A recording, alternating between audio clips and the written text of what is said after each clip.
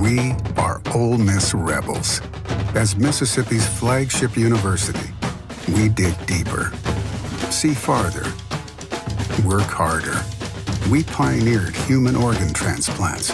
We helped prove Einstein's theory of gravitational waves. We are conducting life-changing research that solves the problems of today. We are Ole Miss, transforming lives and the world. Welcome to the POMcast with Stephen Willis. Now we're going to do things a little different. We are going to provide an honest look at Ole Miss athletics for the fan, by the fan, and of the fan. That is what we do. Hell be to me. I'm just kidding. Tune in for some Ole Miss sports news. We're going to give it to you straight. Yeah, right now. The POMcast starts now. It happens now. Holy cow. Listen to me. It's starting. Well, it's going to start right about now. Good morning, everybody. Welcome to the POMcast on this beautiful Wednesday morning in Central Florida. I understand a little bit of a cold snap is going through the southeast today. Everybody stay warm. It is sunny and 75 degrees here, so I'll be fine. Real quick before we get started, I want to tell you about the Vault Society. Ole Miss Athletic Association, or Athletic Foundation, is emphasizing the Vault Society. And what is that?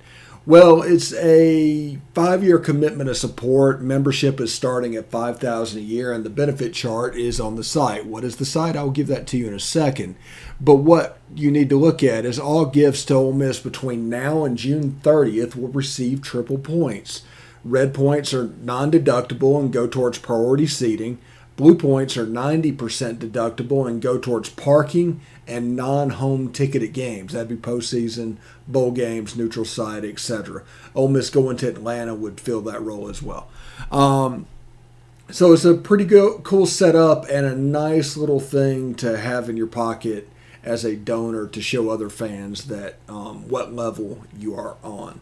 So it's called the Vault Society. You can find out more at givetoathletics.com. That is givetoathletics.com. Again, I am Stephen Willis. Thank you very much. You can follow the show on Twitter at the Stephen Willis and at the Rebel Walk. Catch us on Facebook at facebook.com/POMcast. Again, that is facebook.com/POMcast. You can hit us up on YouTube at Positively Ole Miss. Hit the bell, subscribe, do all those good things. That way you'll know when we're streaming and you know what the content is going to be about. And we are also on Twitch at Positively Ole Miss, all one word. We have a couple of catch-alls at Willis Digital Media on YouTube and Willis Digital Media on Twitch that are Ole Miss and non-Ole Miss content going to one location. So that's Willis Digital Media. So thank you very much for watching today. We're going to have a supersized show today. We're going to talk a little bit about what's going on in spring practice. We'll have the press conference highlights. I want to talk a little bit about Tysheem Johnson, and then we're probably going to take a break, and when we come back, we got 33 minutes of Corey Burton and myself talking SEC West football, team by team, need by need, storyline by storyline. Is definitely a can't miss segment as a little preview for around the SEC. That's the reason I'm doing that. We're going to go into football season and have around the SEC. It's going to be back. And yesterday was the SEC East preview. Today is the SEC West preview. But that is the plan moving forward for that. And you also get an idea of what it looks like. So, Ole Miss had spring practice yesterday. They released another video of Dennis Jackson making a catch that honestly looked a lot like DeMarcus Lodge in that same position. I've been going on and on about how they want him to be a Mike Wallace in a Mike Wallace role. But then you see that play, and he looks a lot like DeMarcus Lodge. And then if you think back to the long pass he caught earlier that they released, he looked a lot like DeMarcus Lodge. So is he a plus speed DeMarcus Lodge? We don't know. We have to see what's going on. And we have the spring game Saturday at 4 p.m.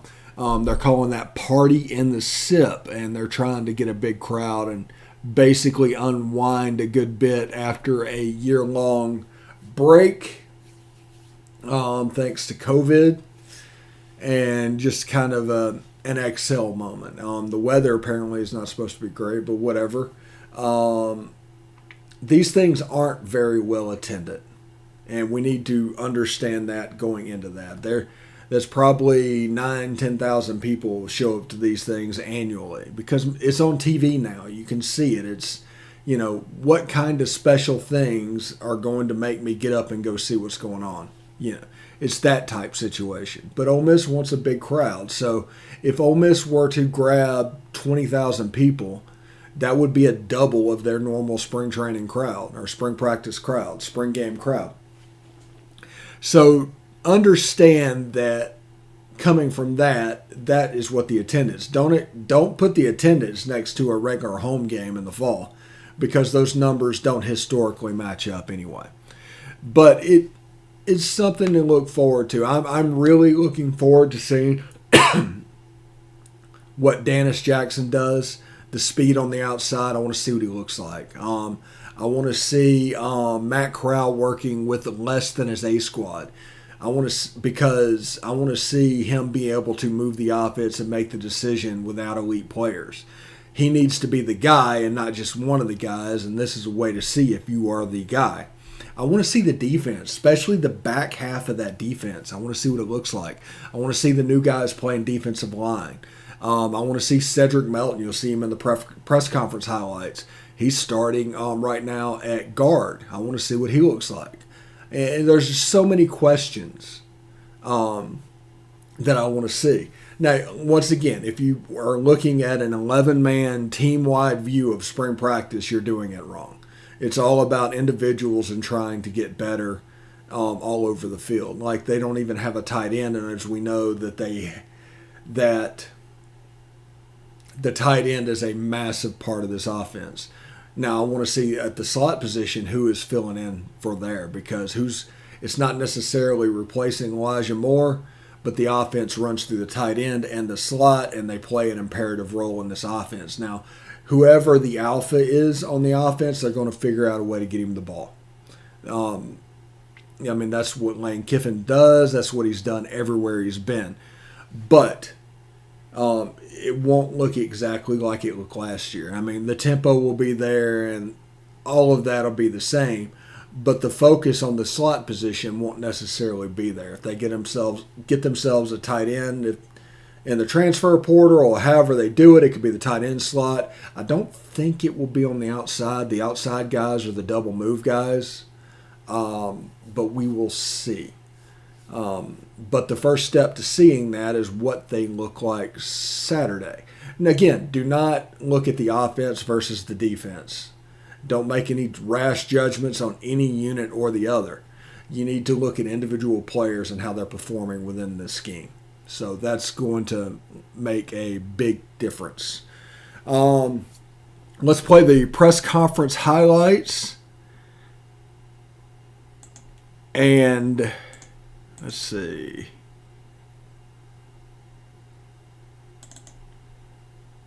And go from that, and I'm going to tell you about the Rebel Walk. We're going to take a break, and when we come back, me and Corey about the SEC West.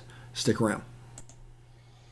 Well, we work on that actually today and tomorrow, after this practice here, just to make sure injuries and medical report that we have that. But basically, for the most part, the one offense plays on the.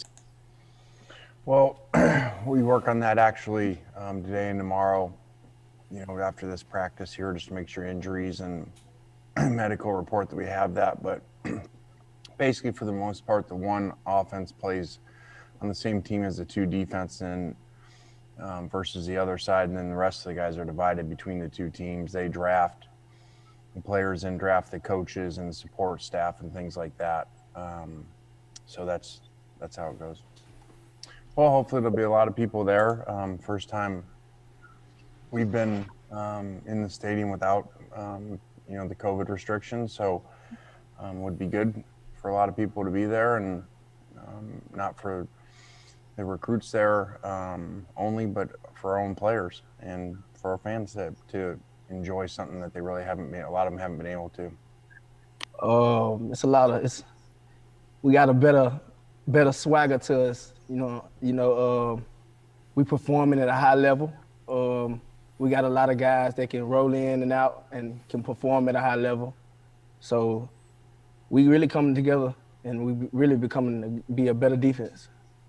I don't think so. Everything's been going good so far. Everybody's been getting their time, getting their things together. We got a lot of young guys that need a lot of help, but they're coming along. I actually like it. It's way more smoother and better for me. Like, it takes a lot off. You, because the tackle, you gotta do a lot of things. When it's not a problem, it's just guard is just easy. Pick it up fast. I need to work on that. I have not practiced that in a lot of years. So I have done this before and not performed very well. So I think I need to practice a little bit more and warm up. I've done this without warming up, and it hasn't gone well. I feel like defensively we have, with a lot of new players and new look with those guys. And offensively, I feel like we haven't, just because of all the injuries, especially to the skilled guys, which has hindered kind of the next progression step for Matt. But it is what it is. Yeah, that year it was most definitely a fundamental year. Like, it was most definitely it's a wake up call. Like, I'm here, it's getting me ready. So yeah. We got a new guy came in named Tysheem, and he's performing at a high level. Got another guy, AJ. He became to be a way better player. We just got a lot of people in that room that can perform. As small as he is, but he got a good size on him. He plays big. He plays big. He can cover.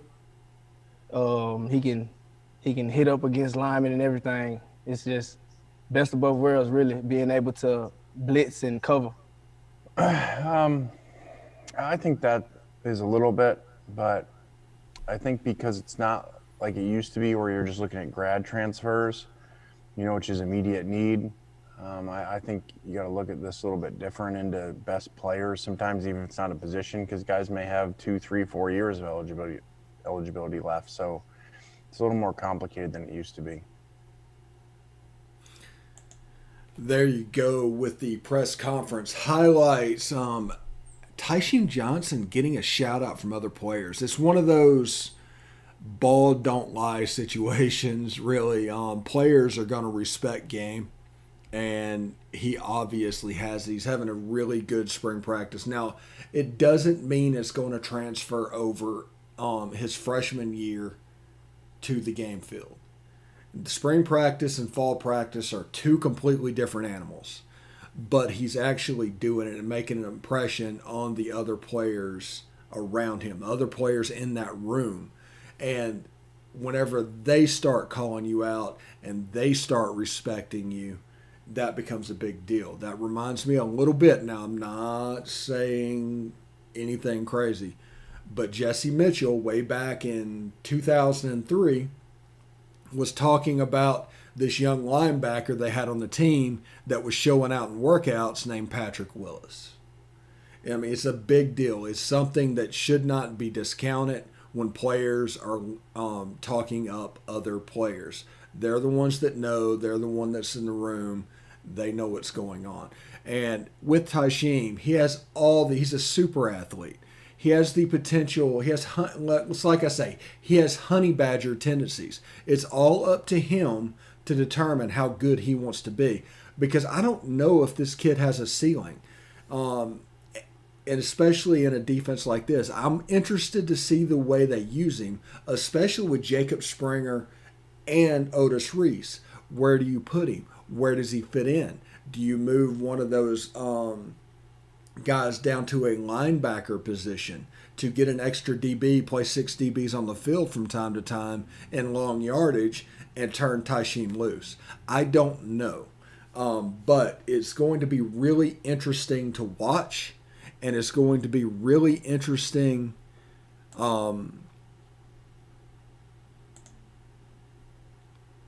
It's going to be really interesting to see it develop and to see it come about. Also, Ole Miss won last night over Arkansas Pine Bluff 11-6. The player of the game, they said in the post game, was John Rice Plumlee. We have no post game audio or anything like that. That's the reason we don't have any post game highlights or anything like that in today's show like we normally do.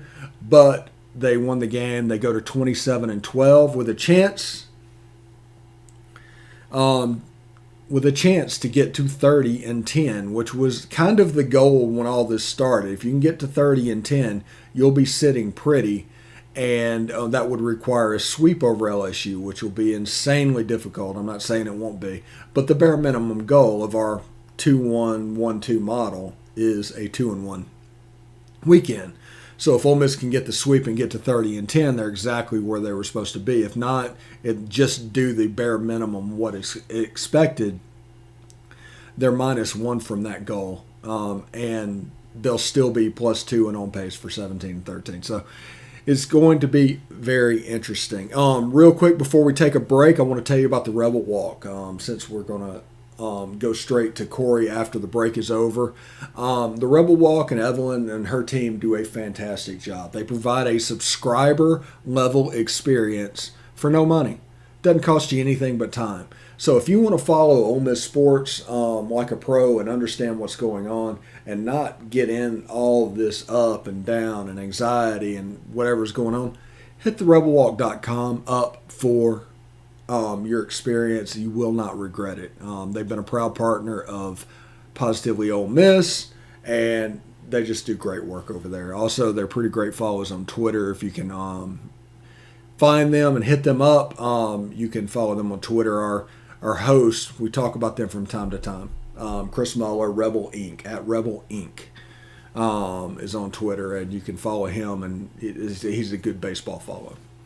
All right, we're going to take a short break. When we come back, Corey Burton from Believe in Georgia Dogs podcast, the Illegal Motion podcast, the Coach's Corner podcast. He's also an assistant coach at Hillwood High School, and he's somebody that we rely on quite a bit for football knowledge, and I think I have a lot of it. There's not many people I am willing to give credibility to. He's one of them.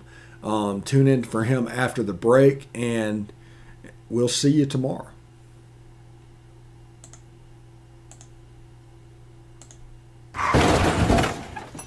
Just so we're clear, that wasn't my fault. Next time, ignore your inner voice. Don't text and drive. A message from Florida's trusted choice independent insurance agents. Hey, this is Stephen Willis. I just want you to stick around a little longer. We're going to get back to the podcast right after these messages. Tonight, nearly 40,000 veterans across the country are homeless. These men and women have pledged to serve our nation, and now we must serve them. Landlords across the country have helped make significant progress in reducing veteran homelessness by making housing available, but there is more that we can do to bring our veterans home. Visit www.va.gov/homeless to see how you can get involved. And if you are a veteran and you are experiencing homelessness, please call 877-4AID-VET. Thank you.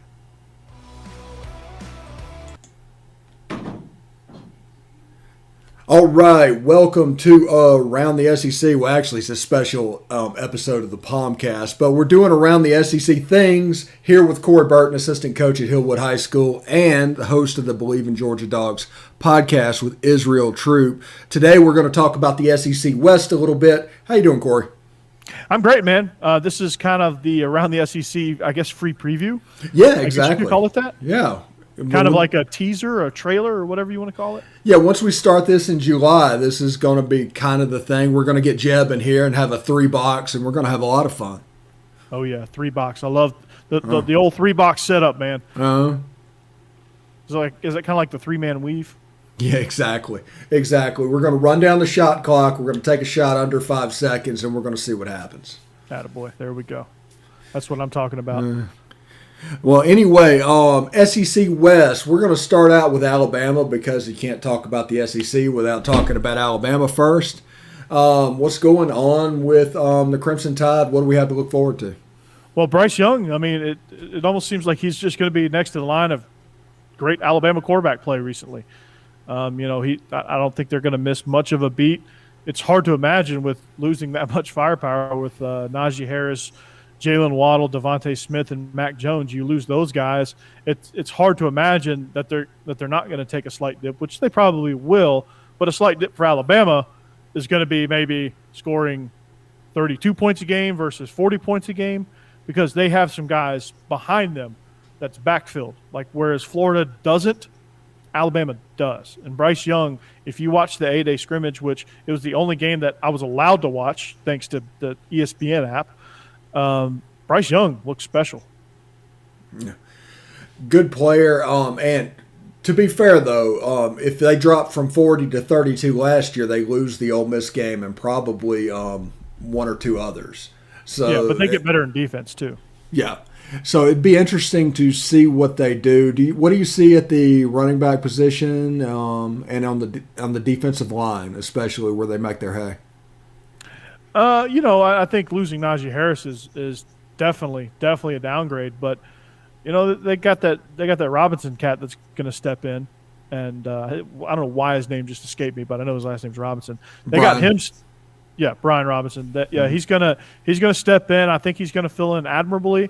I mean, it's hard to match the production of Najee Harris. Najee Harris was such a special guy, special back, and the things that he could do. They're going to have to try to replicate that production through a committee of guys, which you'll see, and they'll do. They'll figure out a way to do. They're also getting a new offensive coordinator as well.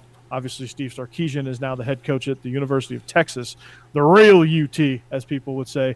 But I think it's going to be interesting to see scheme-wise where they fit and what they do with Bill O'Brien as the new offensive coordinator. We know what he did at Penn State on the collegiate level, what he did for their offense with Christian Hackenberg. Somehow he manufactured something in the Big Ten with that group. I think he's going to do a lot of the same with this Alabama crew, and you're going to see it.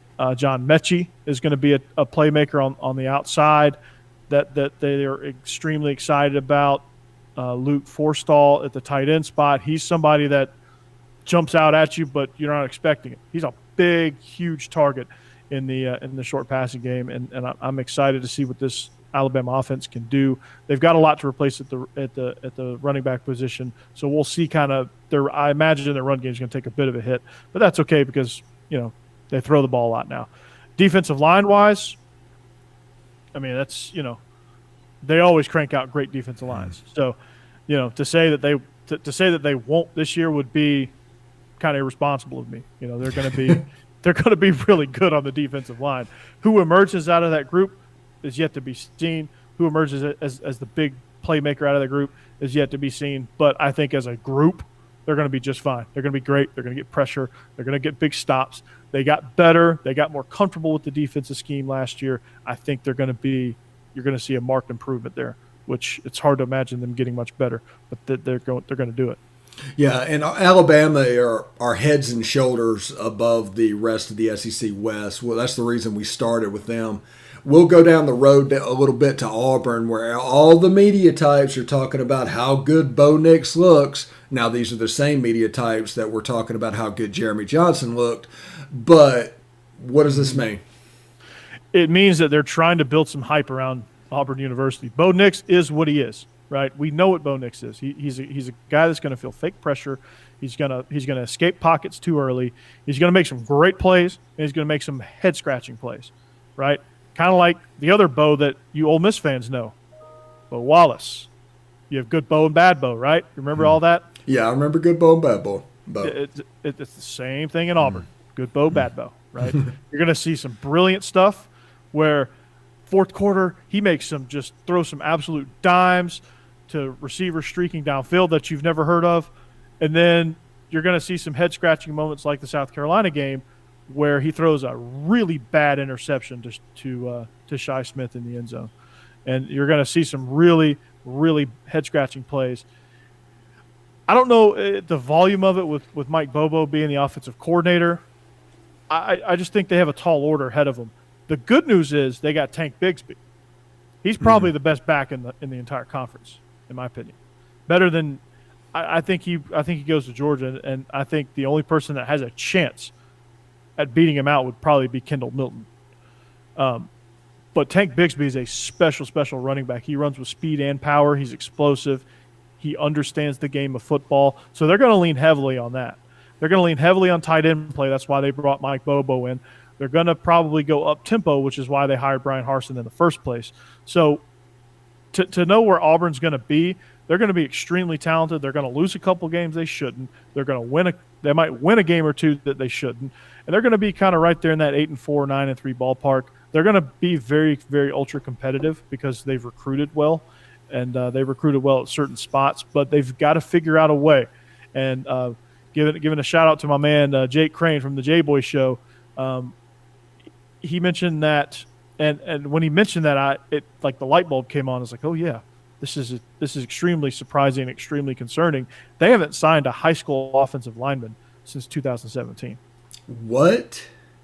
They've been relying on JUCO guys. Oh my goodness! Transfers. Yeah, they haven't had a high school offensive lineman since 2017. They've got to figure that out. If they don't figure that out, then it's all out the window. But I think they did a little bit better job this cycle of recruiting offensive linemen, so that's good. But yeah, they got some stuff to figure out. So the hype train that you're reading, it's just that. It's just hype right now, right? They've got to figure out a way to limit bad Bo and maximize good Bo. Meaning they've got to find a way for good Bo to give them such a big lead that bad Bo can't screw it up. And the good news is, with Mike Bobo still in the SEC, the waggle will be a part of the offense. So we're going to see a lot of 4-yard passes to running backs into tight ends across the middle. So it should be great. I think we ran that play in high school running the wing T. Let's look at Arkansas, the third A. Sam Pittman had a really good year one. They kind of slowed down towards the end, but they got off to a quick start. What do you think about Barry Odom and the drop 8 defense with what they're doing? And obviously, if they're offensively, they're in a good shape if they just keep building towards it. But what do you think about that defense? I think the defense is going to be even better. What they did was they forced how they competed against Ole Miss was they forced teams to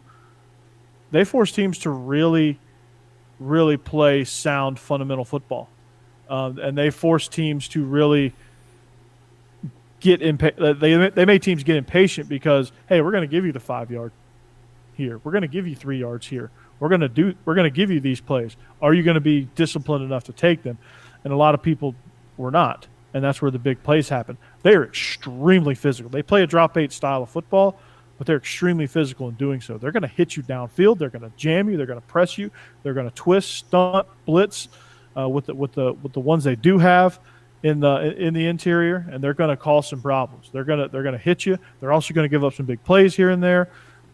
But again, they're a team that's rapidly improving with little to no talent. When they start recruiting well, which is one thing Sam Pittman does really well, which is one thing Barry Odom did really well. Barry Odom did not leave the cupboard bare at Missouri when he got fired. They have talent, and it's pretty obvious. Those two guys can recruit. Bryles can recruit. So you get that offensive philosophy. You get those playmakers that they're going to start building on that side of the ball, and then you start bringing in some dudes on defense, some big, fast, space-eating linebackers. Like the way of the outside linebacker now is you get these almost like these power forwards or small forwards in basketball that are undersized, that they could either go play D3 basketball or they could come play outside linebacker at Arkansas. Those types. They're like 6'4", 6'5", 250. They're power forwards in high school, and they jump off the page, but they're 6'5", so that there's not really a place for them in major college basketball. So they come play football.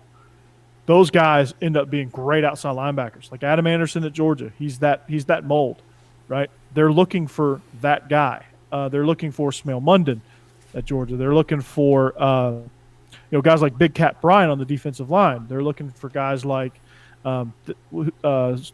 Vincent Papeau at Auburn, who's that outside linebacker that can play in space, right? He can cover a tight end, but he can also destroy a trap puller. So you got guys like that are versatile.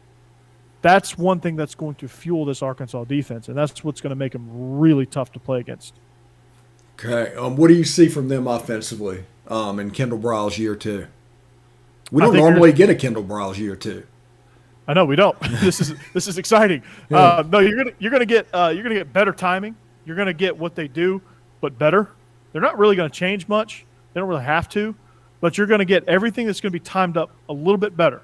You know, when we did boot camp the offense way back during the pandemic, that seemed like 2 years ago now. Yeah, seriously. But when you saw Lane Kiffin year 1 to Lane Kiffin year 3, and the timing that they were able to hit on some of these RPOs or pass options or run options, whatever the case was, whether it's a double option, triple option, whatever it was, anything that required any sort of timing, they were not only able to get better timing on the basic level of it, then they were able to add dimensions and wrinkles to it. And I think that's what you're going to see out of this Arkansas offense. I think they're going to add some different wrinkles given the fact that Felipe Franks is now no longer their quarterback. But I'm excited though. I'm excited to see what they bring to the table. I think they're going to be really good. 3 names to watch out for: John David White, Dominique Johnson, and Chris Paul Jr. Those 3 guys. White is a 5'11", 170-pound wide receiver out of Pulaski Academy, so you know he knows how to play up-tempo football and outside-the-box football, right? If those of you that don't know Pulaski Academy, that's if you get time, watch the documentary, The Guy Who Never Punts, right? So watch that one. Malik Hornsby at the quarterback position, I think, is going to be really, really good. He's somebody that's really developing. I think that year underneath Felipe Franks really did wonders for Hornsby. I think you're going to see a big leap out of him. Then, of course, Trey Knox at wide receiver, if he can stay healthy. But they're just, like a lot of teams, they're searching for depth. And when they made the change from Chad Morris to Sam Pittman, that's one thing they did not have was depth. And so they're slowly building that. So you'll see the slow progress in being able to finish games that they were tough in last year. They might finish a couple of those, but in about 2 or 3 years, when they finally get their depth built up, if Sam Pittman's still around, if Kendall Briles is somehow still around, which I don't know, I'm surprised he's still around now, but if Barry Odom hasn't gotten a head coaching job yet, you're going to see a team that's built to last in this conference. Yes, and I'm really looking forward to see that. They definitely had a deeper hole than most teams in the league. Let's go to LSU there, and I am told there's no truth to the rumor that they're going to wear stripes next year. Yeah, it depends on what stripes you're looking at. I think LSU is going to be an interesting ball club. I think they got significantly better upgrades on the coaching staff. I think, like Kentucky, they realized that they didn't have a good mix at the coordinator spots, and they quickly moved off of Bo Pelini, which was a great move for them. I think offensively they got a new scheme as well. They kind of last year was kind of what that lick your wounds type year where you lose Joe Brady, which he wasn't even the offensive coordinator. So I think some of their quarterback issues are going to be solved. I really like Max Johnson, Brad Johnson's son, the lefty, to be the starting quarterback at LSU. I know they have quite a battle with Miles Brennan, who I think Miles Brennan signed back in 2003. I think he's been there ever since. Sure feels like it. Yeah. TJ Finley, just watching him play, just didn't really he didn't really jump. The one that jumped out off the page to me was Max Johnson. Yeah. TJ Finley was good. It wasn't great. Made too many catastrophic mistakes. Too many of those errors where you're just like, oh no, that's a backbreaker. But Max Johnson is a guy that I think, given a full year in this brand new system, which I think is going to be pretty good, he's somebody that can lead this offense. He was 4 of 10 passing for 60 yards with the first team in the first half. Probably didn't play much after that. Finley was 4 of 9 for 48 yards. Not much better. He also had an interception. Raydarius Jones Johnson was sacked 3 times, so pocket awareness is something that he needs to work on, I guess. He was impressive in the second half. He was 7 for 7, 120 and 2 touchdowns, so he kind of got comfortable in there. Kirkland, I think, is going to be their top playmaker. John Trey Kirkland, he had a 47-yard touchdown in the spring game. Go watch it on Twitter; it's quite impressive. Although it probably got overshadowed by the Villanova quarterback who completed a Madden glitch type touchdown against Delaware, and I made a tweet that said EA Sports called they want their Madden glitch back. So then Brennan was the most efficient in the scrimmage. I don't think that's going to stand long term. I think long term Max Johnson's probably your better option, but Kayshon Boutte had a touchdown as well. So it's going to be an interesting mix of who they have it's all going to come down to who they have at quarterback. It's all going to come down to Brennan versus Johnson versus Finley. Who's going to come out of fall camp? It's far from settled. Although my prediction is Max Johnson, it's far from settled because Brennan has experience. Max Johnson's probably the best out of the bunch, and TJ Finley, there's some things that he can do that are better than the rest, but there's some things that he does that puts him in really bad situations. All right, the other side of the Gulf War rivalry, Texas A&M. What you got there? So for Texas A&M, I guess year 2 of being a playoff contender. I guess that's what you can say. How do they replace Kellen Mond? That's going to be the question. How do they replace Kellen Mond? They've got a bunch of options. They have Haynes King and Zach Calzada. They're going to be working in the maroon and white game coming up, I think, this weekend. So I think it's going to be fun. That they're going to be – those two guys are going to – I don't know who's going to emerge. I mean, you read reports of, one report one day will say, yeah, it's all about Haynes King, and then the other one will say Zach Calzada. I think they both trade off and have great days each time they go out. So, for them, they're just going to have to continue to do what they do. I mean, I think you showed last year what they're capable of if they get some playmakers. But again, they're adding depth. The Sumlin days didn't provide a lot of depth. They provided some exciting stuff, and they provided like a good base layer of depth. But you don't have that 2 deep, 3 deep that you need to play the way Jimbo Fisher wants to play. And you need a great tight end, which Wiedermeyer was and is. And so I'm looking forward to seeing who's going to stand out. Just who's going to stand out? Who's going to be the offensive breakout guys? Who's going to be those guys that's going to go out and each day, each night, hey, I can put the game on this guy's shoulders. Excuse me, I like a brain fart there, but it's going to be quarterback position, who takes it over, and then everything else is going to unfold from there. Let's just simply put, LSU and Texas A&M have similar issues. They've got to find a quarterback, they've got to settle on one, and then they've got to figure out what does he do, what does this guy do well. Yeah, it's definitely a situation with both of them. It would be beneficial to catch that team earlier in the year than later. Now we go to the Magnolia State, Mississippi State. Will Rogers at quarterback. I know that. I think Jaden Wally at wide receiver. I know that. And I don't know too much else about Mississippi State. Well, that's because the rest of the roster got kicked off. That's kind of what Mike Leach does. Year one, he that's what he does. He completely wrecks it, right? But then he builds it back up. Year two of Mike Leach is usually significantly better than year one. The same has been true at A&M. The same was true at Washington State.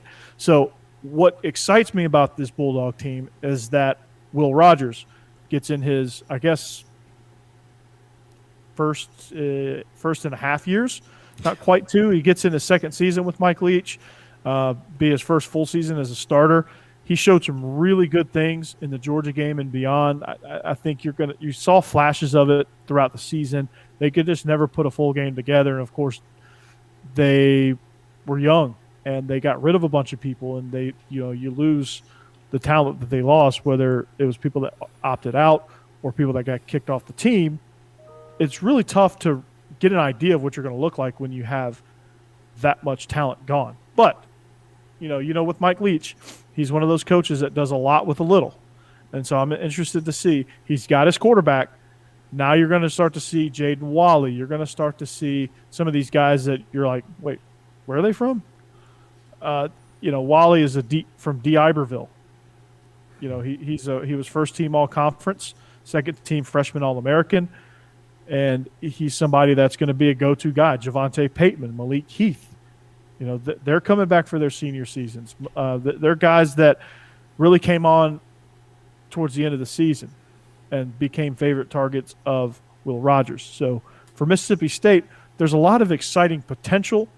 I just don't know how far it will pop in a division like the SEC West. Whereas in like the Big 12, Texas A&M, you get a great quarterback and a couple, you get what's his name? Yeah, Graham Harrell. You get Graham Harrell and Michael Crabtree. Yeah, you can run roughshod over the bottom of the Big 12. I can't say the same is true for the SEC West even. So what Mississippi State, they're going to have to get even more creative defensively. They're going to have to get pressure. They're going to have to cause turnovers. They're going to have to be a team that thinks outside the box, and they're going to have to be a team that really just is a feast or famine team. They're going to win some games by that, and they're going to lose some head scratchers by that as well. Yeah, and you have to wonder, did Chris Peterson kind of figure out how to stop that offense? Everybody's going to that drop 8 style against the Mike Leach system. It'll be curious to see what the next step is. And is Mike Leach willing to run the ball? Because that's the thing you need to do to get somebody out of a drop 8 coverage. Exactly. And is he, his stubbornness is something that plagued him at Washington State. He can never get over that Apple Cup hurdle because Chris Peterson figured him out. Drop 8, take away his mesh, which is his favorite play. Don't get beat deep, and you've got Mike Leach beat. And Mike Leach had Alex Borghi, refused. I don't know why. Alex Borghi was a really good Pac-12 running back. Refused to give him significant carries, and they could have won. They could have won the Pac-12 had Alex Borghi had, 30 more carries throughout the course of the season. I think they probably could have won the Big 12 or Pac-12, not Big 12. So Mike Leach, adapt or die. That's the motto, right? There's books. I feel like everyone that writes motivational books has probably said this at some point in their career or in their life. Adapt or die. If he doesn't adapt, his career at Mississippi State's going to die, right?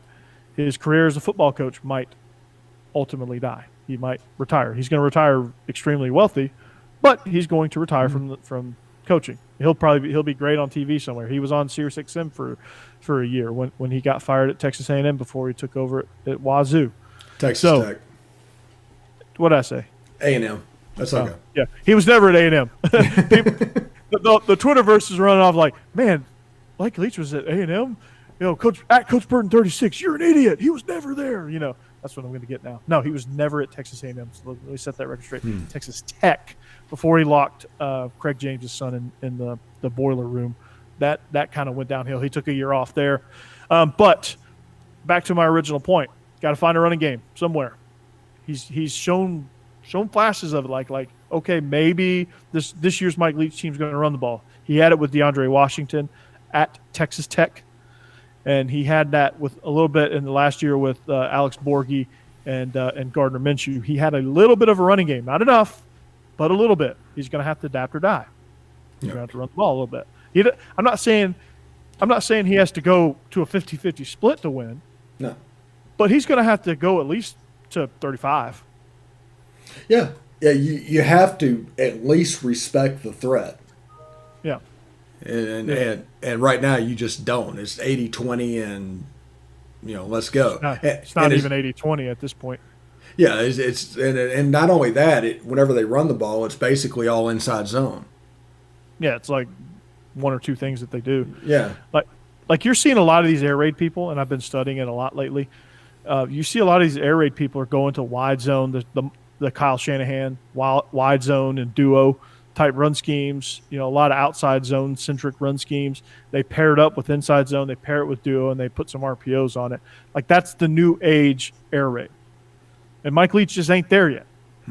He's got to be. He's got to have to be. But he ain't there yet. Yeah. And let's look finally at Ole Miss. I made everybody wait all the way through, all the teams. What do you see from Wayne Kiffin and the boys this year? Man, it's going to be fun to watch. I really enjoyed watching Ole Miss football last year, partly because I did boot camp the offense. I wanted to see if I was going to be spot on. But the one thing I was surprised about, as my allergies are kicking in, my eyes are burning like crazy, Matt Corral. He's the one that really surprised me. Mm-hmm. As somebody, I thought he was inconsistent, inaccurate as a quarterback, and couldn't make all the throws necessary, and that's why I thought John Rice Plumlee was going to win out in the end. But it ended up being the opposite. Plumlee ended up becoming the Taysom Hill role. See, I dropped the Saints reference for you there, Steve. You're welcome. He became the Taysom Hill of hey, I'm going to play quarterback. I'm going to play some tight end. I'm going to play some running back. I'm going to play here, there, and everywhere, right? Hell, I might even bring the water out on timeouts. Who knows? And I might do the PA while I'm on the bench too. Mm-hmm. So, but the point is Matt Corral really found comfort in this Lane Kiffin, Jeff Lebby offense. And I think you're going to see a lot of that. However, Steve, I'm going to ask you this follow-up question. Okay. Jerry and Ely, Elijah Moore, what do you do? How do you replace those guys? Well, Jerry and Ely is going to be back. He'll be your starting running back. That's right. Right. They signed a guy from Western Kentucky. Watch film of him. Ja'Cour Pearson walked on to Ole Miss's team. He's an Elijah Moore person. He's from Fort Lauderdale, Florida. I have a feeling he's going to end up in the slot this fall. Yeah. And Dennis Jackson, who everybody assumed would be the jet sweep guy, they moved outside, and they're going to play him a little bit more like Mike Wallace used to play at Ole Miss. Ooh, and because he's just blisteringly fast. He's like whoever that guy at Auburn was. So it should be interesting to see. There's so many. Eli Stove, that's the guy. Yeah, I think so. And he just. It's hard to stay with him. So the deep threat on the outside, hello, John Leggett. And yeah, you have no deep threat. Georgia definitely has no deep threat right now. Yeah. That's going to play that role, and then you have the other wide receivers. They can go over the middle. But just like boot camp, the offense we talked about, the focus of this offense will always be the slot receiver and the tight end. Mm-hmm. And everything's going to come down to them, and everything extra is just extra. It's bonus. Exactly. Now, do you see a lot of that jet double option stuff that we looked at? Is that going to start to materialize a little bit more? I think it will in packages whenever John Rice is playing quarterback and doing that. I think there's going to be the ability to put that in there. That I still love that triple option. It's one of my favorite plays in football right now. Yeah. But you need the solid jet sweep guy, and Elijah Moore wasn't that guy. You wanted him going downfield getting open.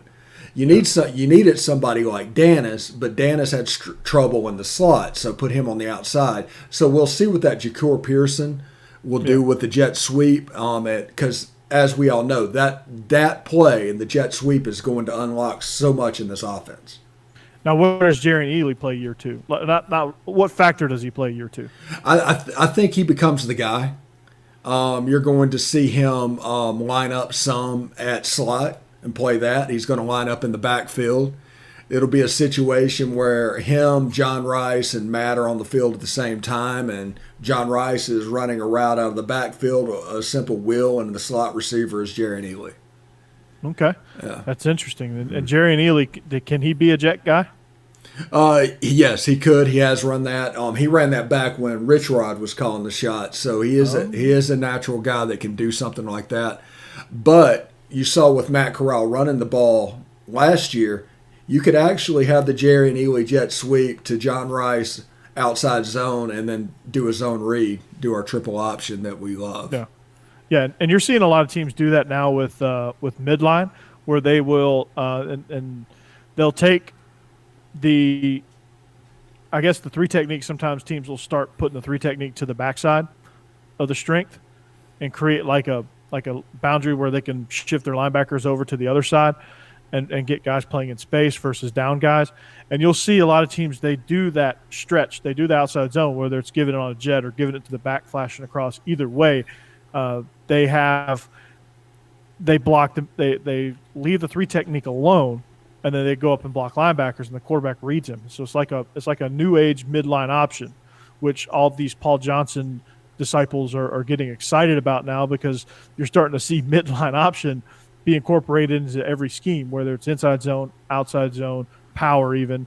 You're starting to see midline become a thing. And so that's part of that triple option attack where you can give it on the jet, you can pull it and either pull it and go, or pull it and even throw it out to the backside. I mean, there's a lot of things you can do, a lot of creative things you can do with that. But you're going to see Ole Miss do that, I think, and they're going to do it with even better timing and even better pace than they did a year ago. Yes. And a little bit cleaner, too. A little bit cleaner. Yeah, and with their tempo and their knowledge of substitutions, of how they do it, and with Lane Kiffin stacking plays, this offense is going to be very dangerous. Just period. Yeah, absolutely. Yeah, I'm excited about it. I'm excited to watch Ole Miss. I told you that last year when we were breaking down Lane Kiffin. I still stand by that. I still enjoyed watching them almost get on the right side of that Alabama game. I really, really hope that they take that next step and become a force in the West. They need it. And Lane Kiffin is the guy that can bring it to them. I just hope he does. Yeah. Corey Burton, offensive coordinator from Hillwood High School. Also the presenter on the Believe in Georgia Dogs podcast with Israel Troop on the Believe Network. Tune in, subscribe, do all the thing. This has kind of been an around the SEC preview. What we're going to do is we're going to release these as a part of the POMcast, but we're also going to release them individually. That's why we have different graphics up at the moment. But for Corey, I'm Steve. Thank you very much for watching, and we'll see you next time.